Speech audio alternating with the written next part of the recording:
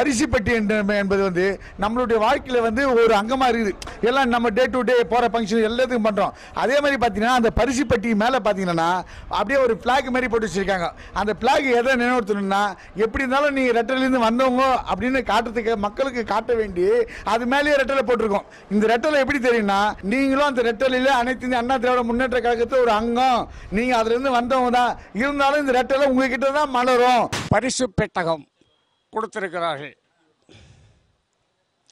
அது எது டிடிவிக்கு கொடுப்பார்கள் என்று எதிர்பார்த்த நேரத்தில் மக்கள் விரும்பிய பரிசு பெட்டகமாக கொடுத்ததை பொறுத்தவரை அது இன்று காலையிலிருந்து மிக பிரபலமாகிவிட்டது. தேர்தல் ஆணையமே வந்து அமமுகக்கு மக்கள் செல்வர் தினகரன் அவர்களுக்கு வந்து இந்த கிஃப்ட் பாக்ஸை வந்து ஒரு பெரிய கிஃப்டாக கொடுத்துட்டாங்க. தேர்தல் ஆணையமே கொடுத்துட்டாங்க. ஸோ மறைமுகமாக வந்து தேர்தல் ஆணையம் வந்து ஒரு அமமுகக்கு தினகரன் அவர்களுக்கு ஒரு மறைமுகமான வாழ்த்து சொன்ன மாதிரியும் ஒரு கிஃப்ட் கொடுத்த மாதிரி ஆகிப்போச்சு. மக்கள் மத்தியில் ஈஸியாக ரீச் ஆகிடும். காரணம் என்னென்னா, இன்றைக்கி எந்த கடைக்கு போய் என்ன வாங்கினாலும் உடனே கிஃப்ட்டுன்னு அப்படி வரும்போது ஆட்டோமேட்டிக்காக அந்த கிஃப்ட்டுங்கிறது வந்து உங்களுக்கு எல்லாரும் மக்கள் மத்தியிலும் பாஞ்சிடும். இட் இஸ் நாட் ஒரு புது சின்னம், ஒரு புது இதெல்லாம் இல்லை. இட் இஸ் ஆல்ரெடி மக்களுடைய பழக்க வழக்கத்தில் இருக்கிற அப்படின்னால இமீடியட்டாக வந்து இந்த கிஃப்ட்டுங்கிறது வந்து இமீடியட்டாக எல்லா மக்கள் மத்தியிலும் வந்து இமீடியட்டாக ரீச் ஆகிடும். அதனால் ஏழை பாலமையாக இருந்தாலும் சரி, இல்லை ஒரு மாதிரி வசதியானவங்களாக இருந்தாலும் சரி, இல்லை பணக்காரர்களாக இருந்தாலும் சரி, யார் மத்தியில் இருந்தாலும் சரி, கிஃப்ட்டுங்கிறது வந்து ஒரு பெரிய ஒரு அற்புதமான ஒரு அமோக வரவேற்புக்கான சின்ன மக்கள் மத்தியில் வந்து ஃபுல்லாக இது வந்து நிறைஞ்சிருக்காது. எவ்வளோ இடையூறுகள் கொடுத்தாங்க ஓபிஎஸ் யூபிஎஸ் குரூப்பு. அதையும் மீறி அண்ணன் வந்து எந்த ஒரு சின்னம் கிடைச்சாலும் நாங்கள் வெற்றி பெறுவோம் அப்படின்ற ஒரு நோக்கத்தோடு அவர் செயல்பட்டார். மக்களும் அதைத்தான் பார்க்குறாங்க.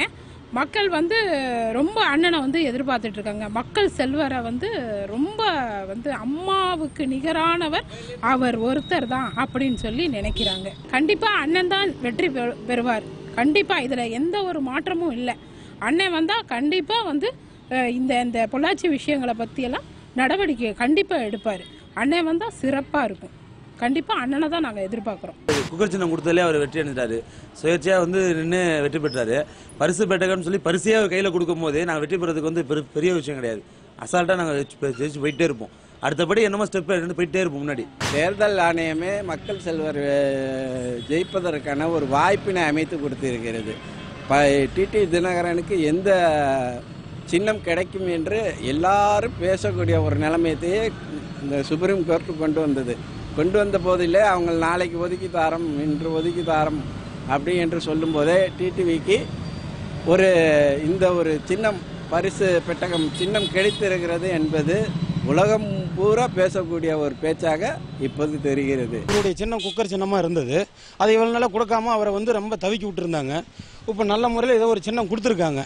அந்த பரிசு பெட்டக சின்னம் வந்துச்சுனாக்கில் நாங்கள் உண்மையாக உழைச்சி அவருக்கு எங்களுக்கு நல்லது செய்யணுங்கன்னு நினைக்கக்கூடிய மனசாட்சி அவங்களுக்கு நாங்கள் செய்கிறது எங்களோட நன்றி கடன் நாங்கள் செய்கிற மாதிரி எங்கள் தெருவு மக்கள் எல்லாருமே சேர்ந்து சப்போர்ட் பண்ணுவோம்.